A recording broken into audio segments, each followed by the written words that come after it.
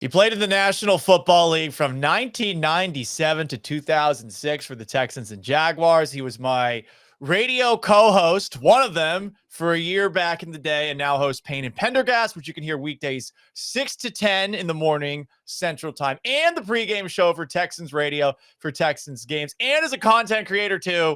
Oh, yeah. Seth Payne Show, baby. Yeah, that's right. Yeah, I forget that that's what the name of the channel is, but you should totally go watch that Seth Payne guy on YouTube. It's good. He's doing a lot of good work. Seth, it's good to see you, man. It's good to see you. Thank you for having me on. Absolutely. It feels weird here in 1997. That was a long time ago. That's Dude, what a year. It was a fun time in the National Football League. That's the first year that I started going to games. Okay. Still every now and then, and this is the dorkiest thing about me, I will go back and watch this VHS tape of the 1997 New England Patriots, who were 10-6, didn't do anything that year. It was because it was Pete Carroll's first year at the helm, and the first games I ever went to were that. So I will still watch that VHS back. Yes, I still have the ability to watch VHSs from time to time. Yeah. And there was a Patriots-Jaguars game that season. I don't know if you popped up on it, but the next time I watch it, I got to see if you were in that game. I remember I was out there because I remember out at pregame. Drew Bledsoe was out on the field, and I remember I was a rookie, and I remember seeing Drew Bledsoe in person and just really realizing how big he was. Like, he was big. I don't know how tall he was or anything, but 6'5". Yeah, but quarterbacks have a way of, they're all big frame guys, or most of them, like not Jaden Daniels, I suppose, but like most of them are big frame guys. So even they've got that kind of almost like that John Wayne size to them. You know, like they're not necessarily muscular or anything. They're just big dudes. And I remember being kind of surprised by how big he was, and that he was bitching about the turf there at Alltel Stadium.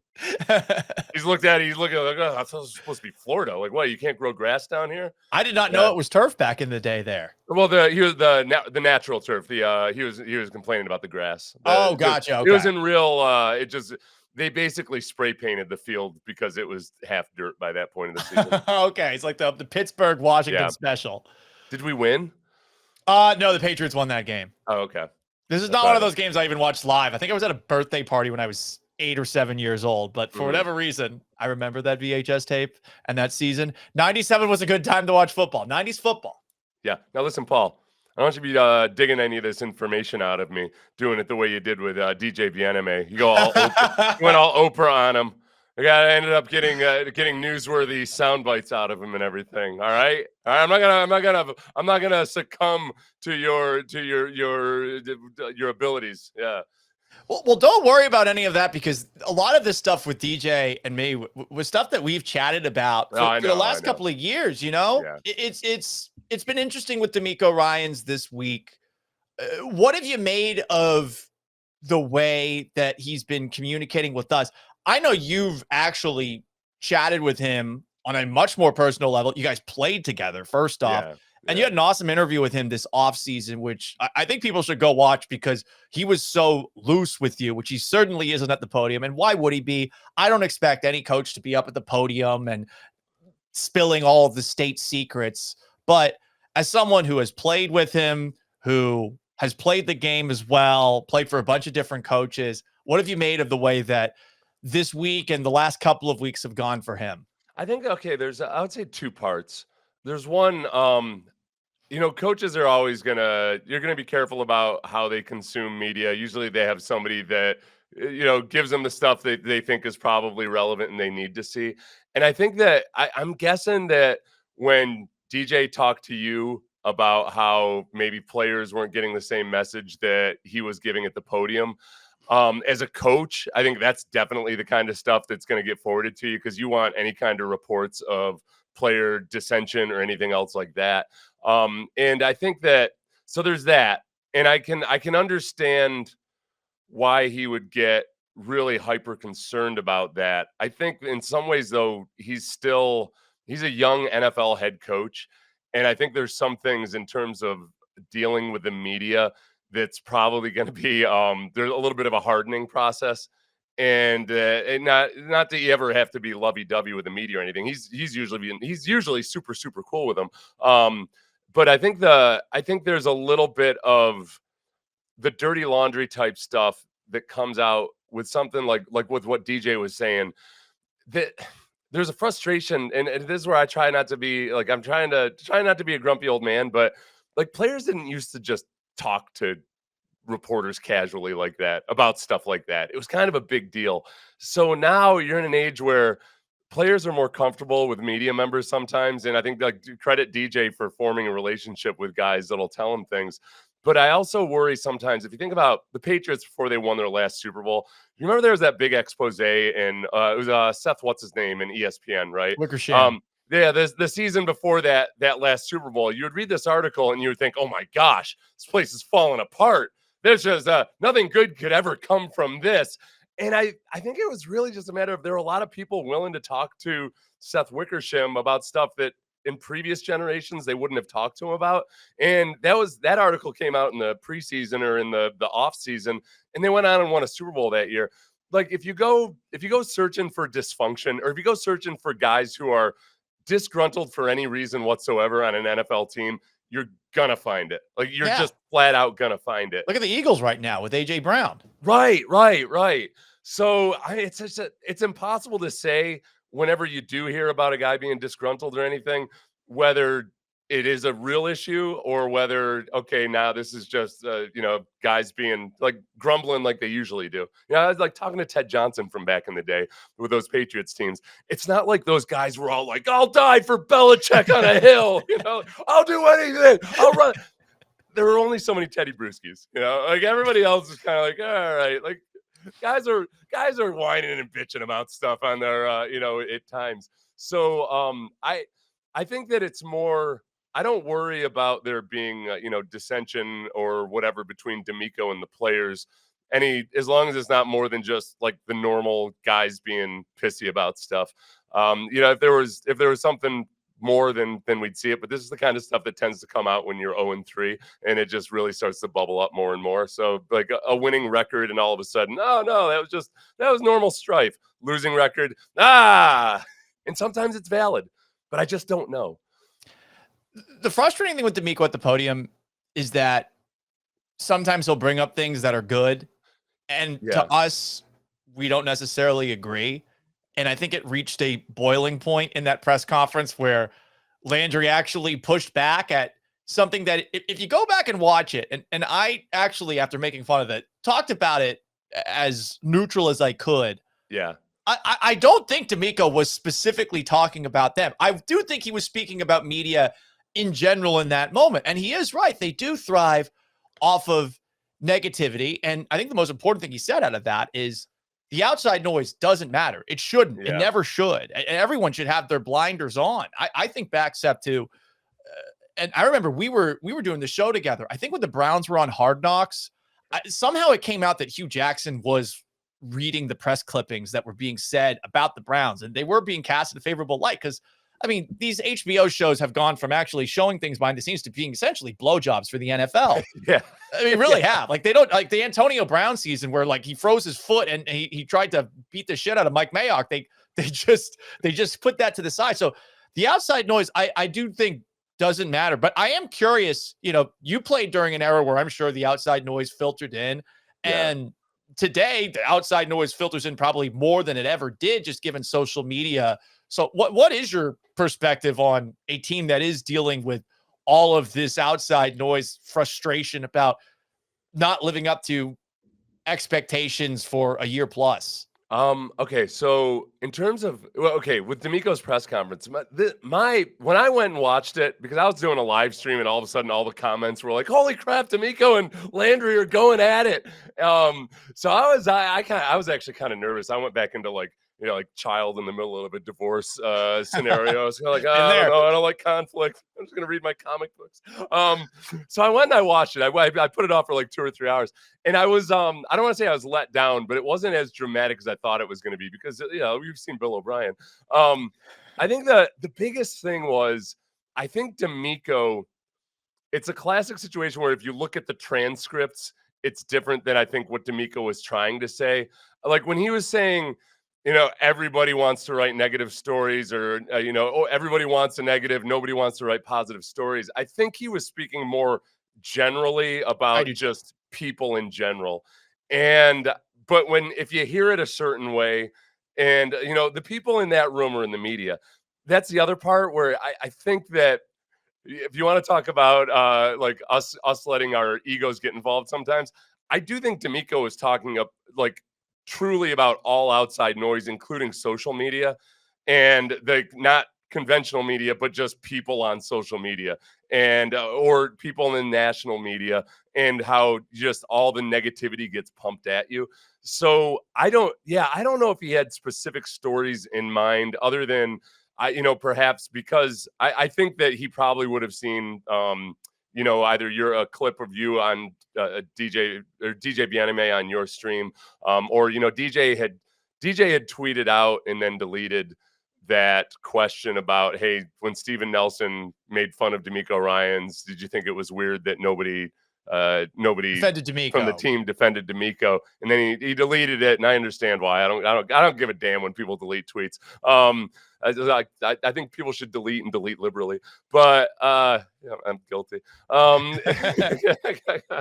Same. When I got hired in Seattle, I deleted every post that I'd ever sworn in. Oh, really? That took a while. Different. That took a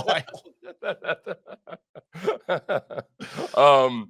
So I think that I guess I say all that to say I don't think that DeMeco was necessarily specifically talking about any one person in there. Maybe there's a few guys that he's upset with just because of the tone of their articles or something. But yeah, it was for me, it was a lot of the phrasing of the way he was saying it. The guys in that room, Landry and DJ and maybe whoever else that just didn't actually say anything might have thought like, hey, what the hell? I know, because I'll confess, that's a little bit how I felt. I was like, man, do you know how much crap I was getting from people for actually saying in the first few weeks of the season, look, listen, I know this sounds dumb, but it's real improvement that they're not getting tackled for a loss as much as they were last year. Like that's how, don't accuse me of being negative. And I genuinely meant it. I'm like, all right, that's a step forward. They're not getting stuffed as much. That's progress. So there was a little part of me that was like, hey, man. And then I re-listening to it like 2 or 3 times. I think because, when they pushed back on him, he sounded a little surprised when Landry basically repeated what DeMeco had said. I don't think DeMeco is being disingenuous when he's saying that's not what I said, because in his mind, he really wasn't trying to say that you guys are all writing negative stories. I'm with you there. I having watched it again after seeing the backlash to it and the clips that were taken from it. Yeah, it is a totally different thing. And that's what happens. And I like Landry. I like DJ. I do think in that moment, if I were in their shoes, and I've written a lot of positive articles, like the article DJ had about how DeMeco is encouraging players to dance, that they're enthusiastic during games. Like there has been a lot of positive coverage about the team. Yeah. In that same spot, there are times where you're like, what's the win for me here? do I push back? Now, it certainly has given me a lot to work with this week, and I'm very thankful for that. But I do think to what you're saying, yeah, I think he was speaking in general, and I will be going forward because we need a niche here. I'm going to be the biggest DeMeco Bobo going forward. I just like I did with Dusty Baker. What's a Bobo? Is that good, or is that a? It's like just a complete stooge. Like I'm going to be his bard. Okay. I even did a little Monty Python song for him earlier this week. But going forward, we'll see how they handle all of this. I'm fascinated by the Tom Coughlin era of the NFL, and I'm curious about Tom Coughlin, a guy who would be pissed if you were less than 10 minutes early to a meeting.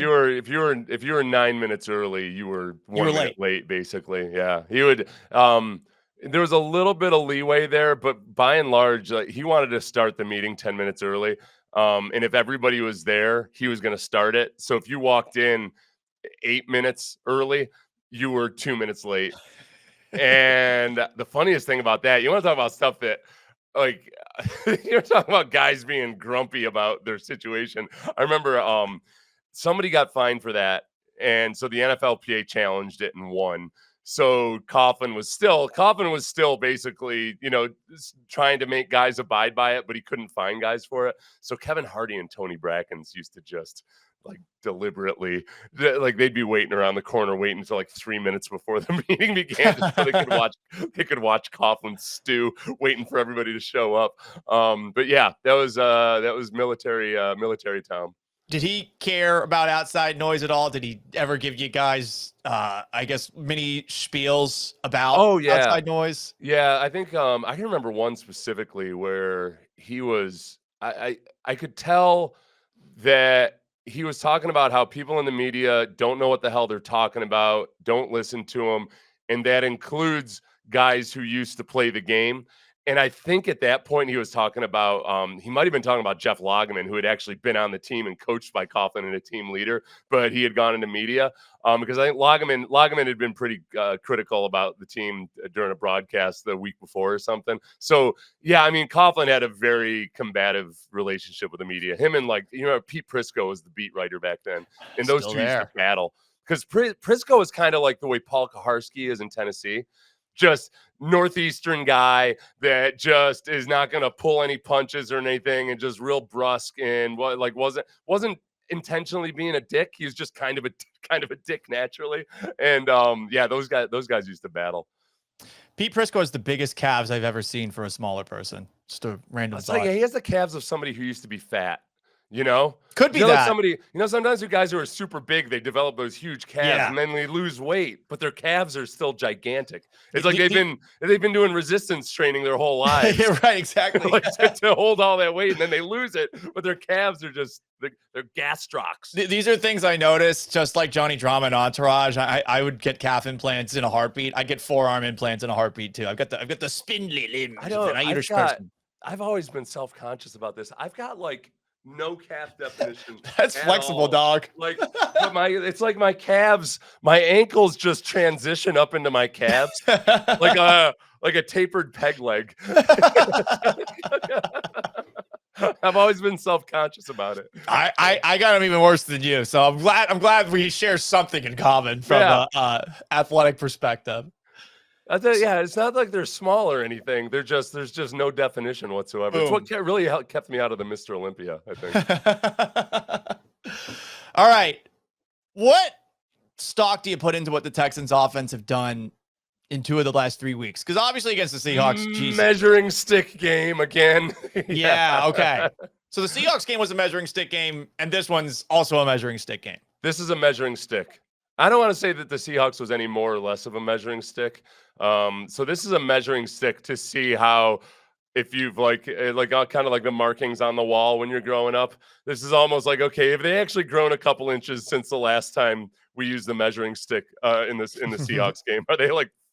Are they genuinely 5 foot something now, or are they still stuck down? I guess they like average male height, 5'8". Let's say after the Seahawks game, you felt like, all right, they're about 5'6". Like, all right, but I don't know. They might have had a growth spurt over those couple of weeks, partly because of the lesson they learned when they were 5'6", and they might actually be up into above average male height by now. What is the average height of a male? And that's probably 5'10", I think. In America. I think it's less. I think it's 5'8", 5'9". Could be wrong. Altuve's like the average height of a man in Venezuela.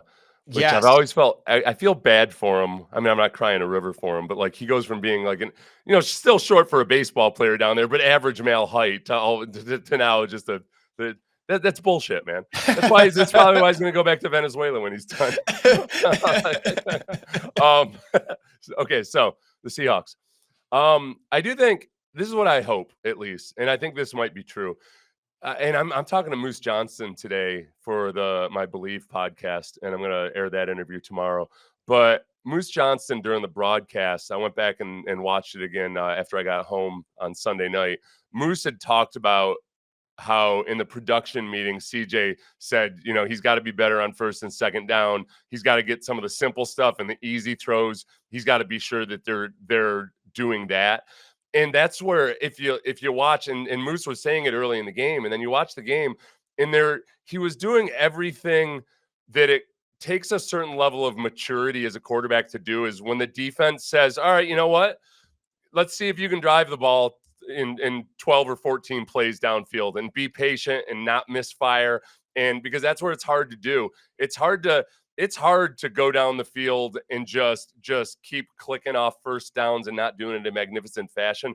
A lot of quarterbacks, like a young Pat Mahomes, before he kind of figured it out, they start getting greedy or they start pressing. And I think the thing that was encouraging to me with CJ this last week was when he was blitzed, especially, or when protection broke down, he hit the check down in time and in rhythm of the offense. And that was something I watched in the offseason. You know, when he was talking about watching Tom Brady film, I went back and I did a video on my YouTube of a Tom Brady sequence in a game where you could see how Tom Brady views the check down as a weapon. It's not just, okay, I guess we got to throw the check down. It's that, man, he recognizes versus this coverage. If I hit that check down early, that guy's got room to run. So you go back to that Woody Marks 50-yard run. It was a really good play call. It was really well executed. Because they had 6 offensive linemen in, the linebackers all bit hard on run. And the play that they had converging routes over the middle of the field, and it created a rub for Jalen Noel. And Jalen Noel was coming clean. And I think CJ previously probably would have hung on just to see, but that was just as pass protection was breaking down, and he dumped it off to Woody Marks. And because everybody had bit so hard on play action, you've got everybody else in coverage and none of the linebackers out there. And like, that's where, when you just, some of those little gains can turn into explosives. I think that he's really starting to believe that. He's spoken about it kind of academically. Like, you know, when he says it's an offense that's death by 1,000 paper cuts, it sounds like he's almost like, come on, you know, they say it's death by 1,000 paper cuts. Like, he doesn't believe it. I felt the exact same way. Yeah. But then you take a look at the throw chart, and I actually have it up in front of me right now. I think it's all but 1, 2, 3, 4, 5, 6, 7, 8, 9 or so throws were all 10 yards or less downfield. And hey, and still you got explosives out of it, right? Right. Yeah, and I think that's where he'll start to see, it's kind of like, to become a true believer in it, he's got to have those moments where he sees that, oh, all right, if we're patient and if we bide our time, then that's when things get easy. You know, that's when people start, because then defensive backs start getting antsy. And so it's almost, I thought about it today, Paul. I was kind of thinking of, like, in trying to reframe the challenge for a young quarterback, it's almost like you got to teach them to become a reception collector, you know, like, it doesn't matter what kind of and it's all the same currency. It's all the same denomination. Like, just get receptions, run the ball, get some more receptions. And eventually, like, the big receptions and the big opportunities come to you, and you can see it, but you just can't force it. And likewise, the defensive backs, those guys get greedy too, you know, and they start getting antsy when all they're seeing is stuff up in front of them. They start getting hyper aggressive. So it's just, it's all this stuff where it has nothing to do with actual intelligence.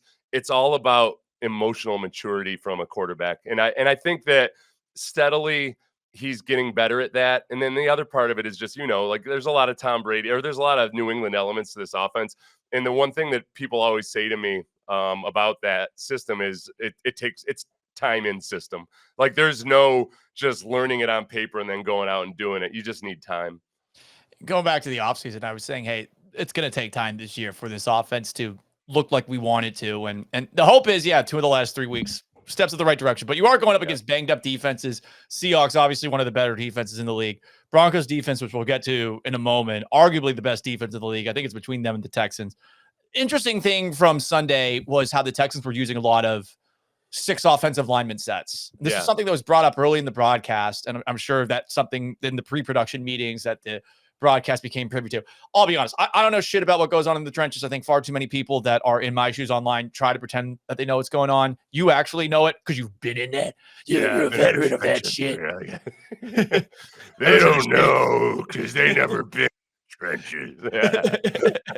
So is that something you can do going forward, this 6 offensive lineman thing, or was this just a 1 week thing perhaps? I think it might become more and more of a staple. If you go back to Derek Carr, when he was a young player, and Derek was not nearly as good. And I didn't accidentally see Derek. I meant Derek with the Raiders.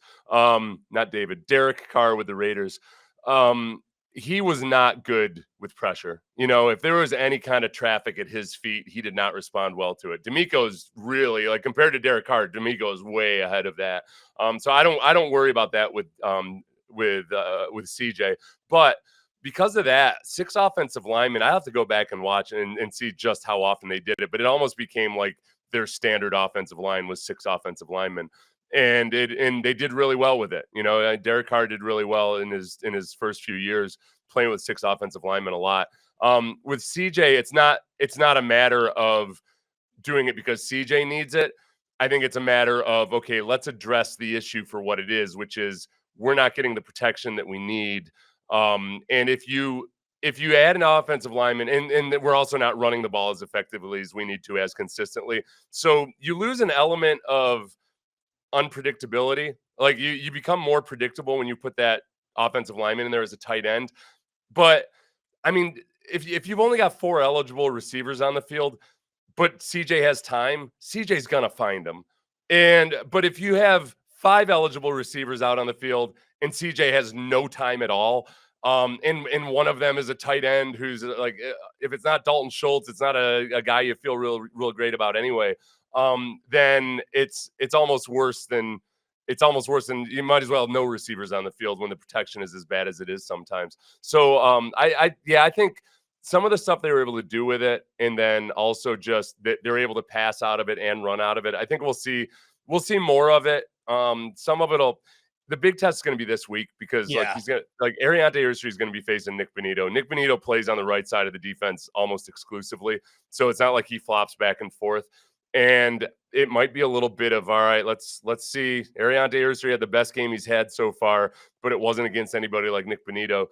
Let's see how he does in measured doses, and then they'll probably figure it out as the game goes along. Their pass rush is crazy. The metrics, the numbers, they're number 1 in pressures by a wide margin. The Colts are number 2, by the way. That was surprising to me. Pressure on 45.9% of snaps. Jesus. Number 1 in sacks. Second place, 10 sacks behind them. They have 36 on the year. Sure, could be a byproduct of some of the teams that they've gone up against because they have beaten up on some shit sandwiches. But number 1 in yards per play allowed. This is an awesome defense. Yeah. What have you seen out of it? Okay, this is what I like about Denver, or at least I admire about it, is where everything's all about sim blitzes these days. You know, and it's the big buzzword, and defenses are doing it more and more, and it's given CJ trouble. The Broncos are not like, at least the games I've watched, they're like a conventional 3-4 defense where even when I'm watching on film, when I have it sort through for just the blitzes, I get a little bit annoyed because some of them are just, hey, it's a 3-4 front, which means there's 5 guys on the line of scrimmage and they're rushing 5 guys. Like, I don't really think of that as a blitz. That's just something you see out of a 3-4 when they're playing man defense. So from a mental standpoint, I think that CJ won't have to deal with as much confusion about things just kind of being thrown at him out of the blue. When they do blitz, a lot of times they're bringing guys from deep because they've had the protection behind them. The Broncos have the protection behind them to be able to do that and delay the blitz a little bit. But the Pat Surtain injury, it makes sense to me now. I'm going to tell you something, Paul. I don't have the stats in front of me. So last year, when their other starting cornerback, the white kid whose name I'm blanking on right now, Iowa guy, but not Cooper DeJean. What's that? No, other Iowa guy. Yeah, Riley Moss. What's that? Yeah, Riley. Yeah, Riley Moss. Yeah, Riley Moss. When Riley Moss went out, and he's not nearly as good as Pat Surtain.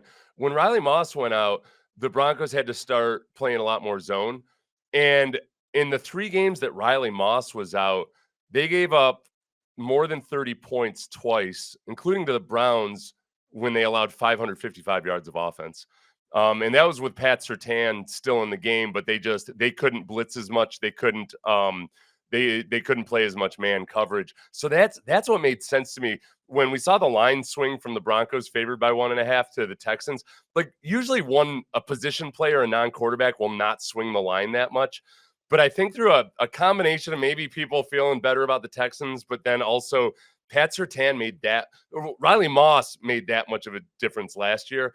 So I think that you're looking at it and you're saying, all right, well, if they're a really good defense, but they blitz a lot and they play a lot of man, if they can't run their defense the way they like to, then this might be a whole different deal. And if CJ starts seeing a lot more zone and not as much blitz, on the numbers on the season have been a lot better on him in that regard. So it's a big difference, but I don't want to. I think Vance Joseph, the defensive coordinator, probably learned some lessons from those 3 games last year too. So he might have a better plan for how they're going to do it this year. Definitely going to be a tough test for the Texans offense. We'll see how they do. As far as the Broncos offense is concerned, I haven't watched them much this season. I saw parts of the fourth quarter against the Giants. That's really the most that I've seen of them. They're interesting. But before we get to Bo Nix, it seems like their offensive line is really good. They're top 10 on the ground in the league in yards before contact. And then Bo Nix is not somebody who you think of just based off of his time in college as someone who gets rid of the ball quickly. He's definitely but you're worried that he was going to be card out there. Yeah. And he's been sacked just 8 times this season. That's the fewest of any guy who's still starting second least pressured quarterback in the league. They seem to have a great offensive line. Does what you've seen reflect the numbers that are out there? I think that, that, and you know what I would add to that is their rushing game, their rush attack. J.K. Dobbins is the 3rd leading receiver in the NFL right now, which makes me feel real stupid about some of the J.K. Dobbins takes I had but so I went through, for one, I think a stat that might surprise a lot of people is because you don't feel awesome about the Texans run defense, and yet they are the 5th best rushing defense just by plain old yards per game right now. Yards per carry, they're lower than that. They're like 8th or 9th. I know EPA and everything, they're lower than that, but I'm still waiting on EPA for rush defense. There's some things I don't trust about it. But like if you look at the Texans, the best rushers that they've faced so far, J.K. Dobbins is 3rd in the NFL right now. They faced Travis Etienne, Derrick Henry, Christian McCaffrey, and Kyron Williams. Those guys are 11th, 12th, 13th, and 15th in the league. And the interesting thing about that is not that, J.K. Dobbins is having a better year than them, but you look at Travis Etienne rushed for 3.5 yards per carry versus the Texans. His season average is 5.3. Derrick Henry averaged 2.2 yards per carry. His season average is 4.7. McCaffrey's been like at 3.5 per carry all season long. So like the Texans were 3.3, but whatever. But then Kyron Williams too, 3.7 yards per carry versus the Texans. He's 4.4 for the season. And I think that like the Texans have by and large, when they face a good running back or a good rushing attack, DeMeco's altered the game plan enough to focus on that and to take care of that and not that have it be as big an asset for the team as it is for most teams. So I think that's one thing that's helped Bo Nix operate. And I mean, it's not like Bo Nix has been going out there and just churning out awesome game after awesome game, or even awesome quarter after awesome quarter. He's had droughts and then he's had floods. In the last 5 quarters has been a huge flood. His fourth quarter has been crazy. You're right. 77 points, the Broncos, all on offense in the last 5 quarters, which is just a wild number. But then you look at Nix's numbers, 23rd in completion percentage, 25th in yards per attempt, which I think is, of all the old school stats, maybe the best barometer for how a quarterback is doing. How much is he actually challenging a defense?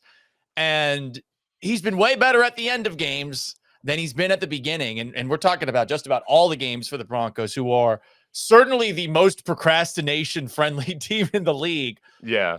What have you made of Bo while watching him?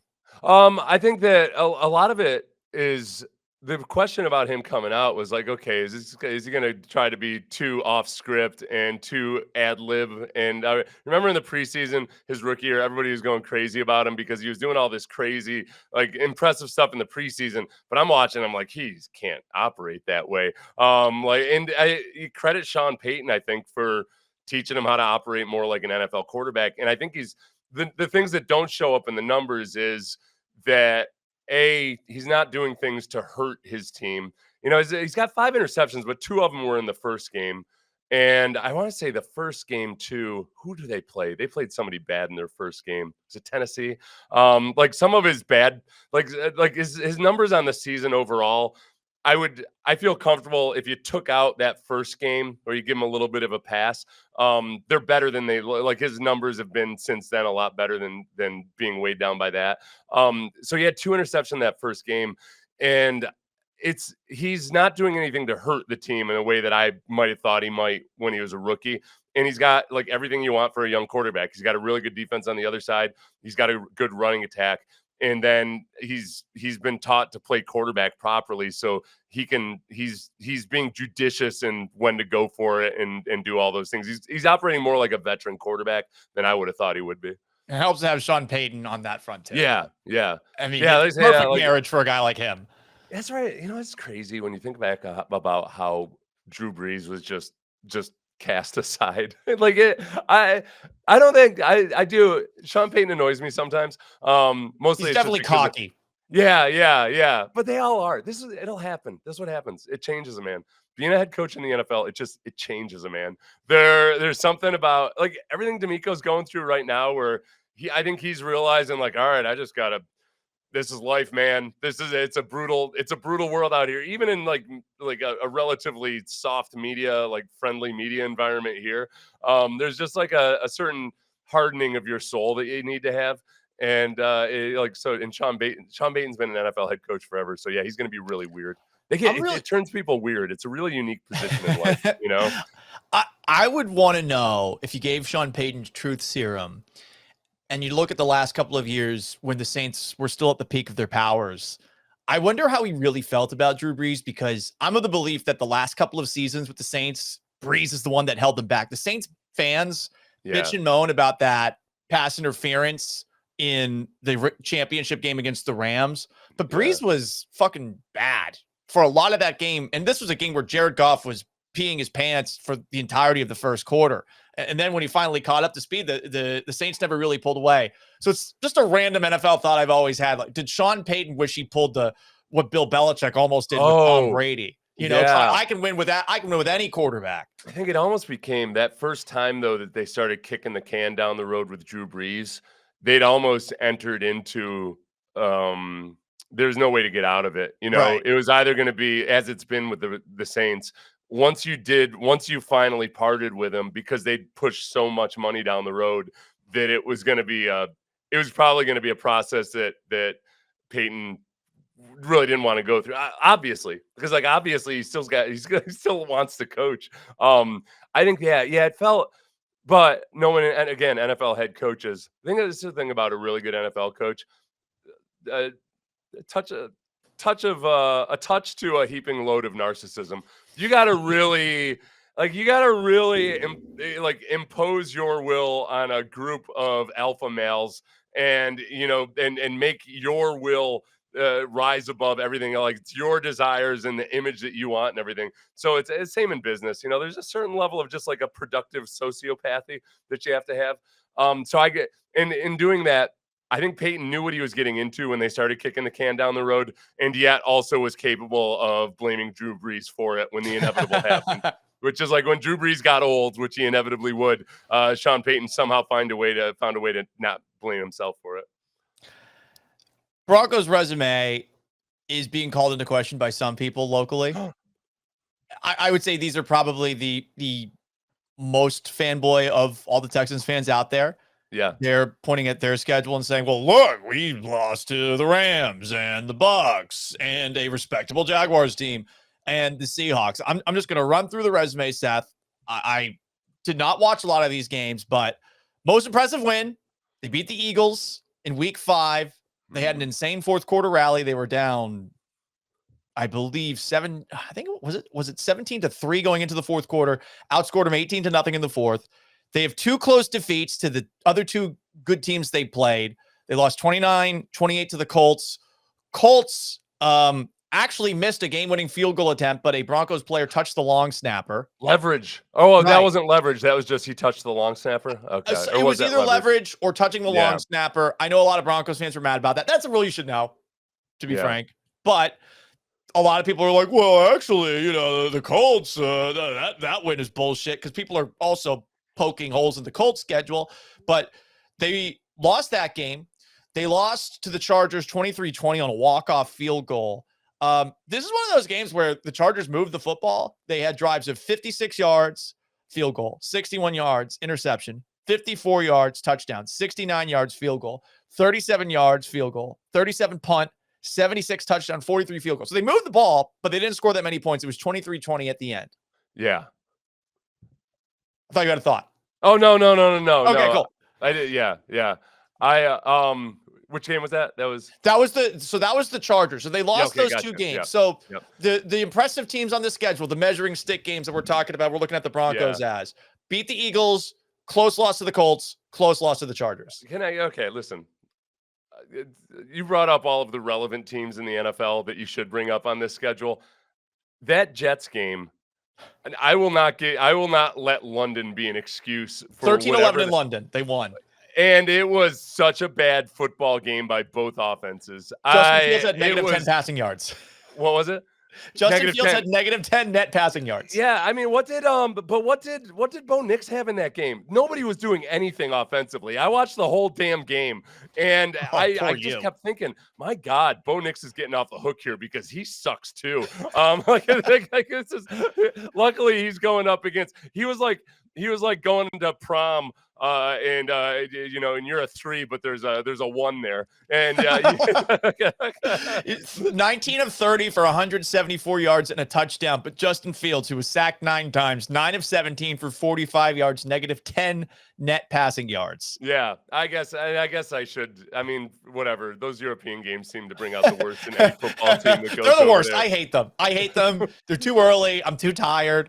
The footing's been better this year, though. The turf that's they at have least over good. there You're right. That's been a constant issue because these fleet soccer players, they don't churn it up the way football players do. So that game certainly for the Broncos, not the most impressive victory. They blew out the Cowboys. That defense sucks. 44-24. Brian Schottenheimer even said, there's going to be changes. And Schotty's pretty mild mannered. So for him to be that pointed at a press conference, something else. They beat Jake Browning and the Bengals 28-3, 20-12 over the Titans. That game a lot closer than it should have been. Probably should have been a bigger final score at the end because the Broncos were driving the football and got stopped on 4th downs on 2 drives in the 4th quarter.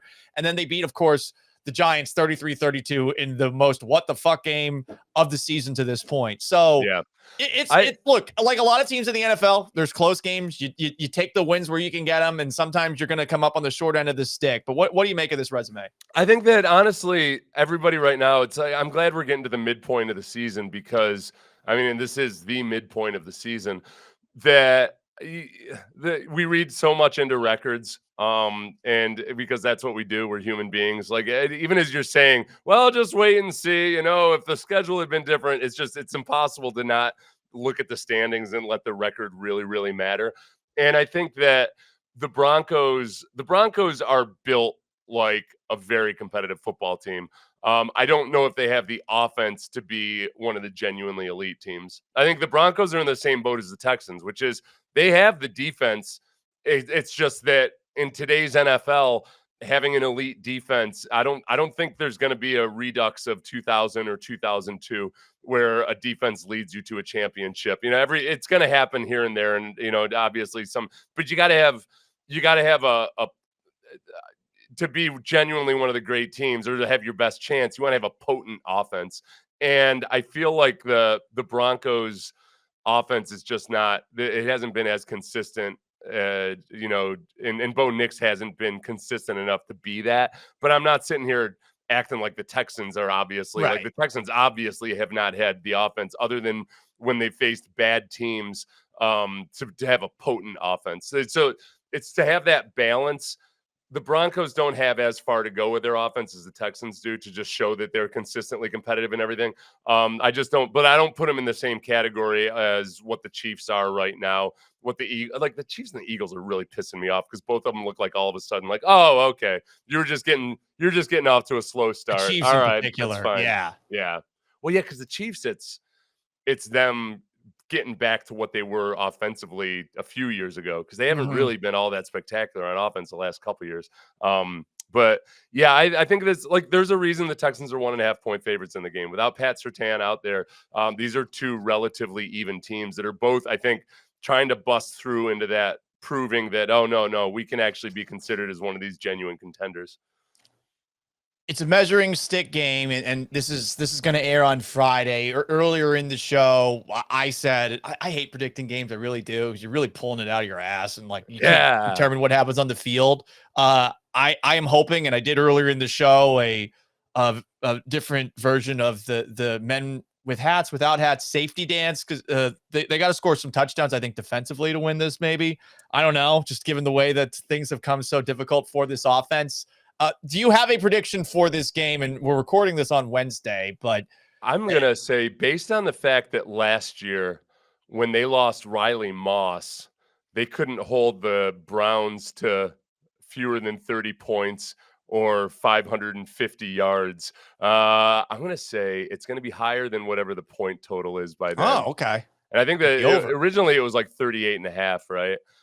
So I'm going to say, and I do think the home field advantage for the Texans pass rush. You brought up sacks earlier. Like, yeah, Bo Nix has been really good at not taking sacks, because part of it's the offensive line, but part of it's he's been good at not taking sacks.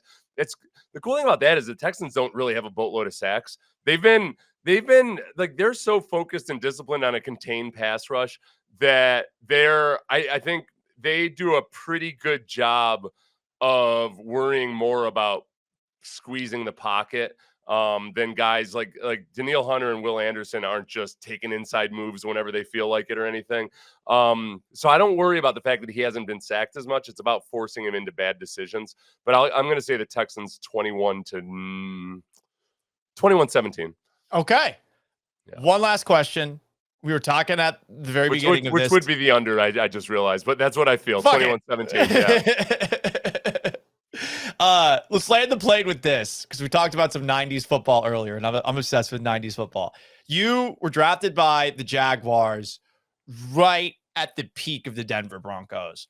Yeah. And this is right after the Jaguars had beat them in the playoffs the year before. It was a massive upset, and that was the last time that they were wearing the awesome uniforms you saw this past Sunday with the blue helmets, the D on the side with the horse, and that's when they moved to steroid horse. Whatever that's right. Yeah, like computer weird granite. Yeah, it's awful. Yeah. I hate it, especially compared to the old look. Like, now you've gotten time away from it, you appreciate it.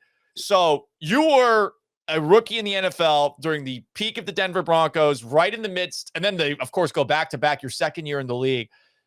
Give me a goddamn, the Broncos were awesome story, if you have any. All right. Well, my rookie year, we played him in the playoffs.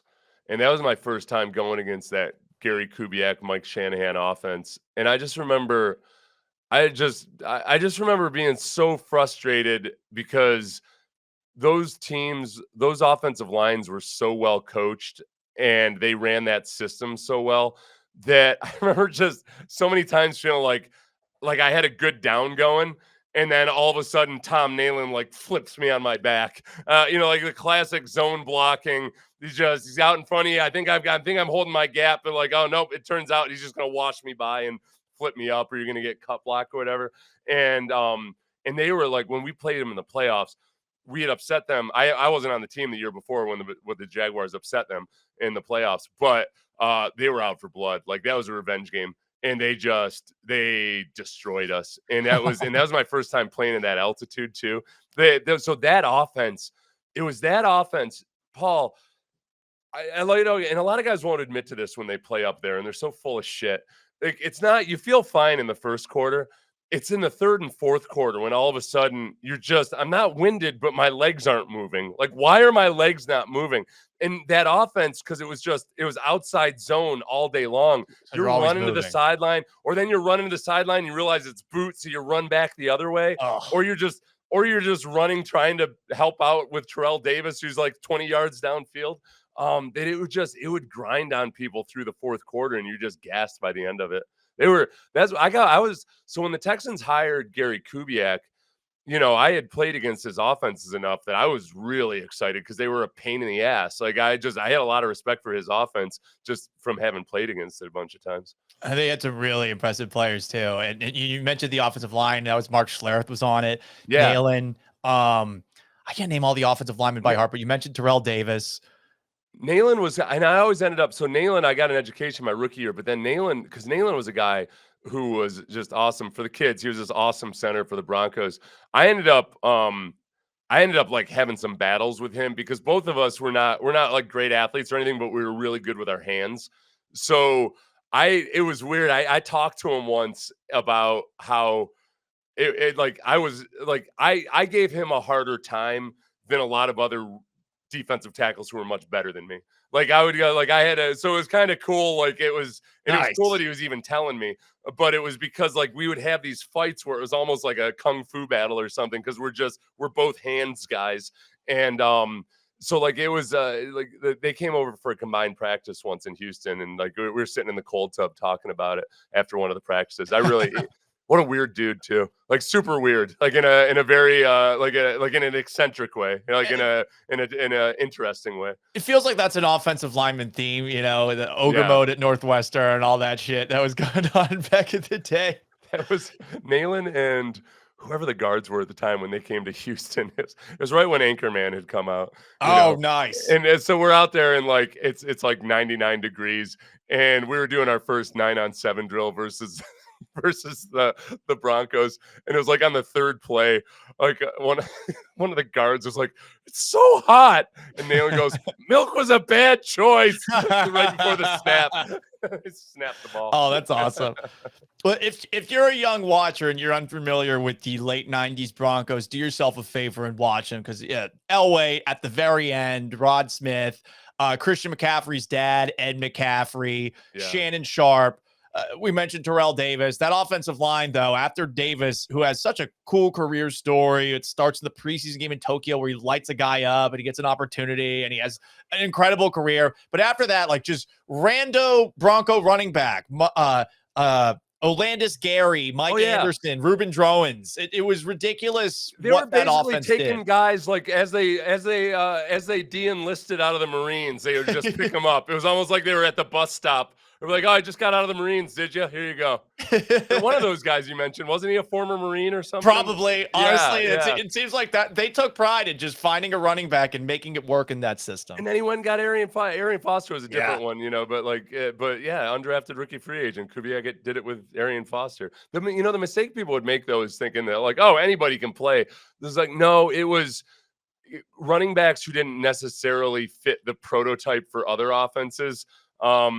Like those were the guys that they had a really good eye for. Yeah. And meanwhile, if you had taken a lot of the great all-time, especially back when gap scheme was all anybody was doing, you take some of those guys and try to put them in a zone-based system like that, and they're not going to be as good as Arian Foster, obviously. It's tough to do. He is Seth Payne at Seth Payne Show on YouTube. Check out the interview with Daryl Moose Johnson. Cutest guy. Hell yeah. I'm excited about that. That's going to be on the Believe. I'm doing Believe in Texas. Oh, Believe in Texas. Okay. Yeah.